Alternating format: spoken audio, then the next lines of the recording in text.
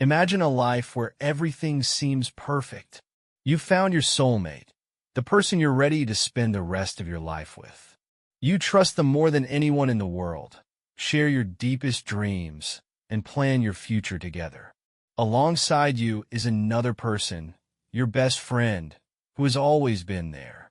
They've known you since childhood or youth, witnessed your highs and lows, and shared all the important moments with you.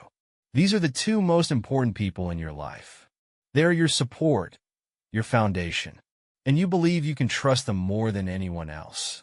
Now imagine that all of this is just an illusion. Imagine that these two people, whom you've entrusted with your heart, join forces against you. They destroy your trust, shatter everything you've built over the years. This is the story of how I lost everything I thought was unbreakable. It started with small things I didn't notice, with signs I ignored. And it ended with something that destroyed me, leaving me alone to face the truth. At first, everything felt like a fairy tale. My wife and I were building a life together. We traveled, laughed, spent evenings talking, watched movies, and shared our plans for the future. And my best friend was always there. He came over, joined us for celebrations, and helped in tough times. I never thought he could become part of my greatest disappointment. Betrayal always starts subtly. At first, it's just small things. She began to get distracted by her phone more often. Her laughter seemed forced. He started visiting us more frequently than usual. At first, I didn't pay attention to it, justifying their behavior as part of their friendship. But these moments began to form a picture that grew darker and darker. This story taught me that trust is a fragile thing. It's easy to destroy, and it never returns to what it was. But more importantly, I realized that even in the darkest times, when it feels like the world is collapsing beneath your feet, you can find the strength within yourself to move forward. I want to tell you everything that happened and how it changed me forever. This is a story not just about pain and disappointment, but about how to find yourself again after losing everything. So, let me start from the moment when everything still seemed perfect from what I thought was the beginning of a happy life. You know that strange feeling? When something in a relationship changes, but you can't quite put your finger on what it is. It's not anything obvious, just small details that at first seem insignificant. That's how it all started for me. I noticed that she became more distant. It was hard to explain in words. Her habit of greeting me after work with a warm smile and a hug was gone. Instead, she seemed busy, even if she wasn't doing anything particular. Her phone was always with her. Before, it would lie on the table or stay in another room, but now she carried it with her everywhere. Sometimes I noticed how she quickly checked the screen, as if trying to hide something from me. At first, I chalked it up to work. I thought, maybe she's just overwhelmed. She has a lot on her plate. But the more attention I paid, the more details emerged that were hard to ignore. For example, her smile. It was the same smile that used to warm my heart, but now there was something different about it. It seemed less genuine, almost forced. As for my friend, things were even stranger. We had always been close. He called me regularly, and we talked about everything. But over time, I started to notice that he was calling less often. And when he did, I found out that most of the time, they were talking to each other. I remember the moment I first suspected something was wrong. It was one evening when she got a message from him. I was sitting next to her and accidentally saw her face light up as she read it. She quickly replied, put down her phone, and as if nothing had happened, returned to our conversation. Who was that? I asked casually. Oh, it's just your friend, she replied with a smile. He was asking about you. Her answer seemed natural, but at the same time there was something strange about it. Why was he asking about me through her and not calling me directly? That little detail stuck in my mind, and from that moment, I started noticing more. He began visiting more often than before. We used to always spend time together as a group, but now his visits often happened when I wasn't home. She would say, "Oh, he just stopped by to say hi," We were reminiscing about old times. I wanted to believe her, but something inside me told me that wasn't the whole truth. One day, I came home earlier than planned. They were sitting at the kitchen table, drinking coffee and laughing. She looked so relaxed, and he was cracking jokes. They immediately fell silent when they saw me. It was just a moment, but I caught a brief glance they exchanged. It was a look I hadn't noticed between them before. I tried to convince myself that I was overreacting. After all, they were my closest people. I didn't even want to consider that they could do something that would destroy our trust. But these small things kept piling up. Their messages, their glances, her behavior. Everything was becoming increasingly clear. This was the moment I realized that something was wrong. But even then, I wasn't ready to uncover the truth. I hoped it was just my imagination, that everything could be explained. Yet deep down, I already knew that my life would never be the same again. Everything changed one evening when I accidentally saw her phone. It was an ordinary day, nothing special. We were sitting at home. She was on the couch, scrolling through her phone, and I was reading the news. Her phone was always by her side, but this time it was lying on the table next to her. And then it happened. The screen lit up with a new message. I didn't mean to look, but my eyes instinctively caught the text. Just a few words. I can't wait to see you.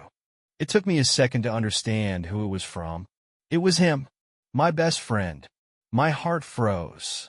I sat there, staring at the message, unable to believe what I was seeing. What did it mean? What meaning? Why was my friend writing this to my wife? A storm erupted in my mind. I tried to stay calm, but inside, a wave of suspicion and pain was already growing. I couldn't stay silent. "Who is that?" I asked, pointing to her phone. She looked up, glanced at the screen, and replied with a smile. "Oh, it's your friend. He was asking about you." Her response was so casual, so natural, that I almost believed her. But that smile, it was different. Not the same as before. There was something inexplicable about it, something that made me doubt. "And why is he messaging you about it?" I asked, trying to sound calm. "I don't know," she shrugged. "Maybe he just couldn't reach you." I pretended to agree, but inside, the anxiety kept building. Why was he texting her and not me? Why were these messages coming late at night when he could have just called? And most importantly, what meeting was he talking about? These questions wouldn't leave me alone. I replayed all the moments that had seemed suspicious. Her behavior, their shared jokes, that brief glance they exchanged last week. All of it began to form a troubling picture. That night, I barely slept. She lay beside me, breathing peacefully in her sleep, while I stared at the ceiling, trying to make sense of what was happening. Was I overreacting? Or was there really something going on? But deep down, I already knew the answer. I decided to act. I needed the truth, even if it would destroy me. I knew I couldn't keep ignoring my suspicions any longer. All that was left was to find evidence. I began planning how to uncover what was happening behind my back. That evening became a turning point. It was the moment when my doubts turned into certainty. I could no longer believe her words. I could no longer close my eyes to what I saw and felt. I realized I had to find answers, even if they would be painful. I decided I couldn't stay in the dark any longer. The suspicions were tearing me apart, and every time I tried to convince myself it was just my imagination, new little details would emerge, confirming my doubts. I knew I needed the truth, no matter what it was. I hesitated for a long time. It felt wrong to invade the privacy of someone I had promised to trust. But that trust had already been shattered by their behavior. And I told myself, if she's innocent, I'll see that. But if not, I need to know. I started by installing a program on our computer. It allowed me to see which websites were visited, which messages were sent, and even record activity on the screen. It wasn't easy to do, as I felt like I was violating her space. But every part of me said that I wasn't doing this for no reason. Then I purchased a few small cameras that could be hidden around the house. I placed them in the most obvious spots, in the living room, the kitchen, and even the hallway by the front door. I did all this with trembling hands. Every camera I installed felt like a step into the unknown. For the first few days, I found nothing. I checked the recordings every night after she went to sleep. I saw her going about her usual activities, cooking, watching TV, talking on the phone. At first glance, everything seemed completely normal. I even started to doubt whether I was making it all up in my head. But on the fourth day, everything changed. I turned on the recording from the living room camera and saw someone ring the doorbell. She opened it, and it was him, my best friend. My heart started pounding. I watched as she smiled and hugged him. The hug lasted a bit longer than it should have. They sat down on the couch and started talking. At first, it looked like an ordinary friendly conversation, but I kept watching, and the details began to emerge one by one. Their glances were different. These weren't the glances of friends. It was the kind of look you give someone you feel something more for. Her hand accidentally touched his, and he didn't pull away. Their smiles were warm, intimate, the kind I hadn't seen in our marriage for a long time. I watched the video until the end. Their conversation, their laughter, their glances, everything was proof that my suspicions were correct. They looked like nothing else in the world mattered. And that was the most painful part for me. When I finished watching the recording, I felt as if someone had punched me in the stomach. I couldn't breathe, couldn't think. I just sat there in the dark, trying to process what I had just seen. It was worse than any nightmare. Everything I had built, everything I considered important in my life, suddenly became a lie. And the worst part was that this was done by the two people closest to me. This was just the beginning. I knew I needed more evidence. I decided to keep monitoring what was happening until I had all the details. I didn't want to confront them without concrete proof. But after that, I already knew. This wasn't just my imagination. This was reality, and it was horrifying. The next day, I made a decision that would change my life forever. I decided to take the day off and come home early. It wasn't planned, and I didn't even tell her about my plans. Something inside me pushed me to do it, as if I felt that today I would get all the answers to my questions. Driving home, every minute felt like an eternity. Thoughts raced through my mind. What if I'm wrong? What if there's nothing there? But alongside those doubts was fear. What if I find exactly what I fear the most? When I arrived home, everything seemed normal. There were no signs that anything was wrong. But as soon as I stepped inside, everything changed. The door wasn't locked, which already surprised me. I quietly stepped inside, trying not to draw attention to myself. And then I heard their voices. They were in the living room. I couldn't make out the words, but I could hear their laughter. That familiar, carefree laughter that used to belong only to us. I stopped by the doorway, unsure of what to do. My heart was pounding so hard it felt like they could hear it too. But I gathered my courage and stepped into the room. They were sitting on the couch, very close to each other. She was holding a cup of coffee, and he was telling a story, grinning widely. But as soon as they saw me, their faces froze. It was an expression that needed no explanation. They hadn't expected me to be there. Their eyes met for a second, as if trying to figure out what to do next. I said nothing. I just stood there looking at them. In that moment, everything became clear. All the pieces that didn't fit in my mind suddenly came together into one horrifying picture. Their gestures, their conversations, the way she looked at him. These weren't the glances of friends, not innocent closeness. This was betrayal. She was the first to try to speak. "Oh, you're home early? Why so soon?" Her voice trembled, and it was so obvious that even she couldn't hide her fear. He stayed silent. He just sat there, staring at the floor, avoiding my gaze. "What's going on here?" I asked, try to stay calm, even though everything inside me was boiling. She started to explain something, but her words sounded like empty noise. I couldn't listen anymore. My eyes were fixed on him. This person, whom I considered my best friend, sat in front of me and didn't even try to defend himself. He just stayed silent. Is this what you call friendship? I asked him. Is this the level of trust we had? He only raised his head and said, I don't know what to say to you. His words were so empty that, in that moment, I realized there was nothing left to say. Their faces, their reactions. It was all enough for me to understand the truth. That moment will stay with me forever. It was painful, humiliating, but at the same time, it was liberating. I no longer had any doubts. I had seen everything with my own eyes, and now all that was left was to decide how to move forward. After what I had seen, staying silent no longer made sense. Every moment spent near them felt like a lie. I decided to gather all my evidence to put an end to this once and for all. I invited them both to dinner. It seemed like a casual, friendly gesture. I said I wanted to talk about us, reminisce about old times. She agreed almost immediately, and he hesitated for a moment, but eventually confirmed. I knew they didn't suspect what was coming. The evening started quietly.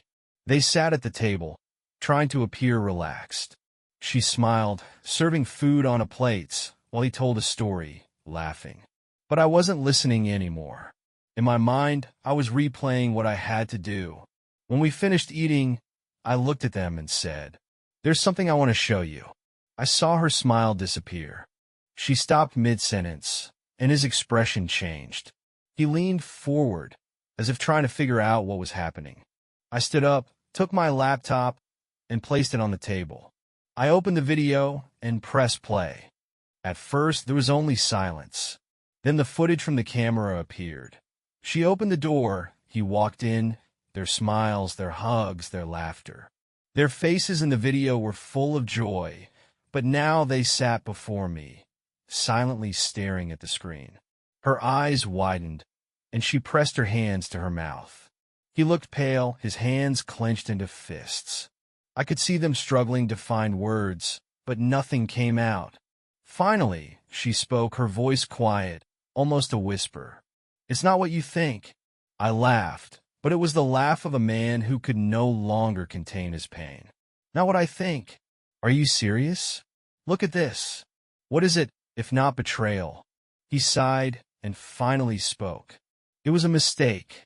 It happened once, and we regret it. His words only fueled my anger. A mistake? You call this a mistake? The hugs, the glances, your meetings behind my back. You call all of that a mistake? She began crying, trying to say something, but I raised my hand to stop her. Enough. You both made your choice. I don't want to hear anything else. Their excuses sounded hollow. Tears, words about how they didn't mean to hurt me, how they didn't know how to stop. It was all meaningless. The truth was right in front of me, and I no longer had any doubts. I closed the laptop and stood up from the table. I looked at them one last time. You both lost me. I trusted you more than anyone, and you betrayed that. Now I have to move on, and you'll have to live with what you've done. That dinner was the end. The end of my relationship with her, the end of my friendship with him, the end of the life I once knew. But it was also the beginning of a new path, a path I had to walk alone. Their reaction was exactly as I expected, but it didn't make it any less painful. She immediately started crying. Her tears flowed freely, and her voice trembled as she tried to explain. It's not what you think, she said through sobs. It happened accidentally. I didn't mean to hurt you. Her words felt like an echo, empty and meaningless. How can you accidentally betray someone you build a life with? How could it be a mistake when everything I saw was so deliberate and calculated? I didn't respond to her. I just sat there, looking at her. All her excuses blended into one meaningless noise. He, my best friend, looked like he wanted to disappear. His hands were trembling, and he opened his mouth a few times as if searching for the right words. Finally he spoke. It was a mistake, he said quietly. It only happened once. I didn't mean for this to happen. His voice was weak, uncertain. He didn't meet my eyes. All those years of friendship, trust, brotherhood.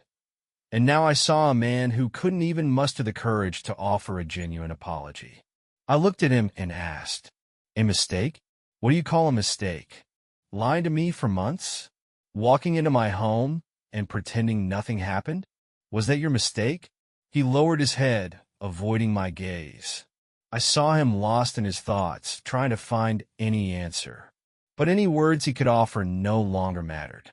She continued crying. "I love you. I never wanted this to happen. It was a mistake. It didn't mean anything."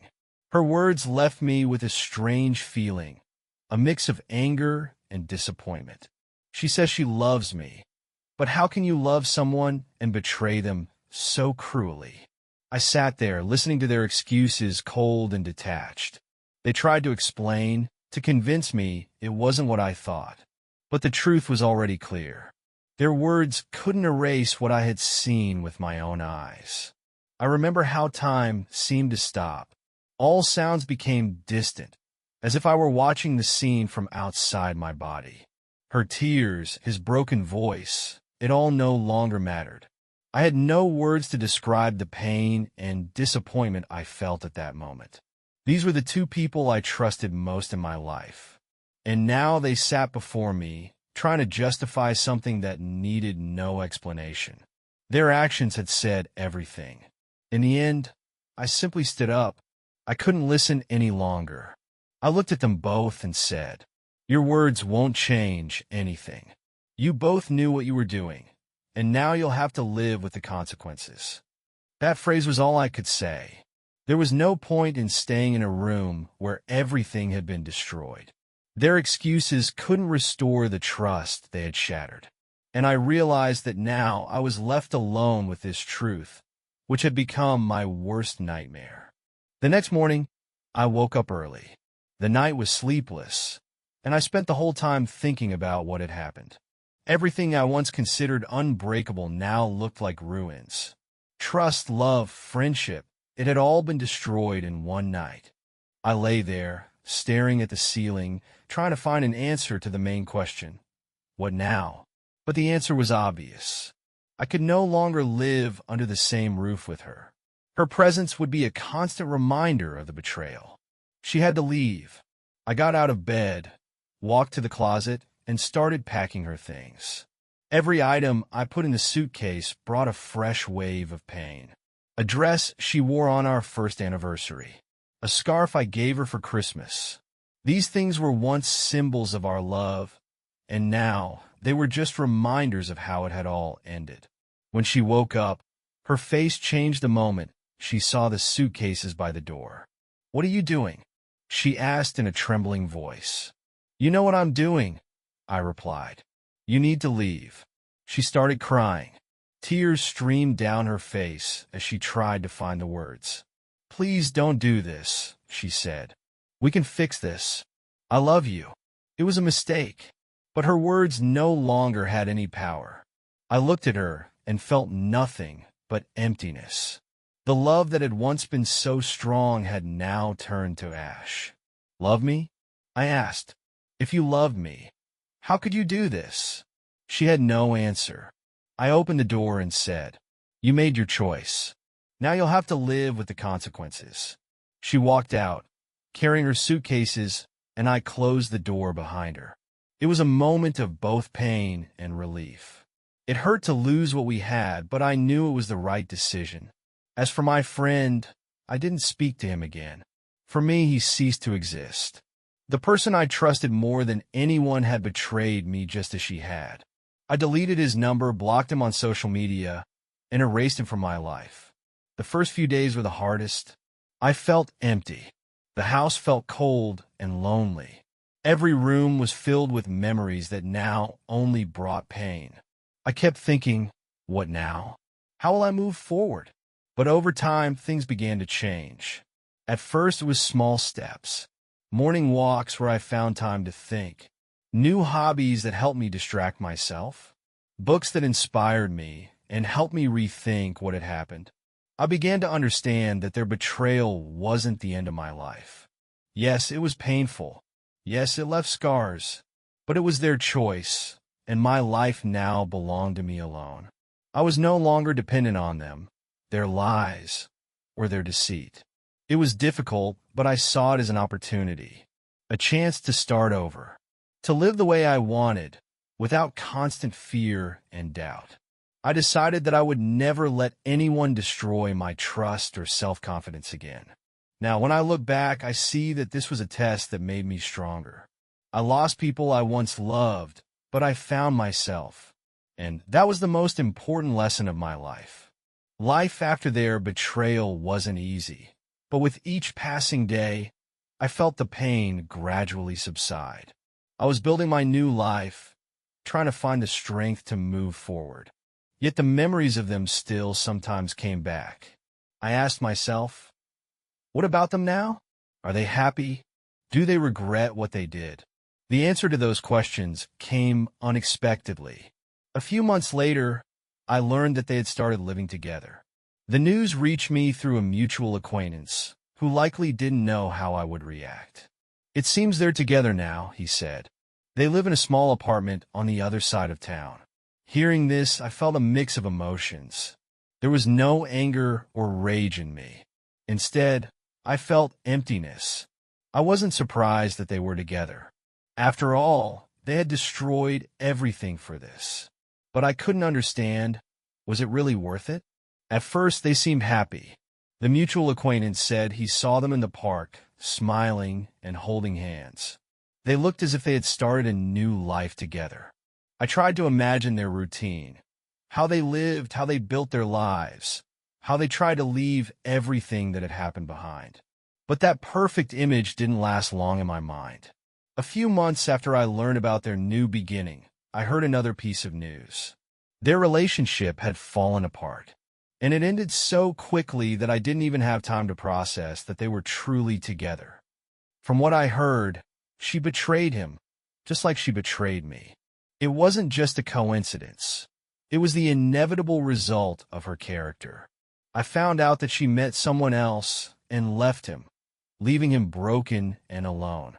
At first, I thought I would feel satisfied when I learned this, that their pain would serve as a kind of justice for what they did to me. But it wasn't like that.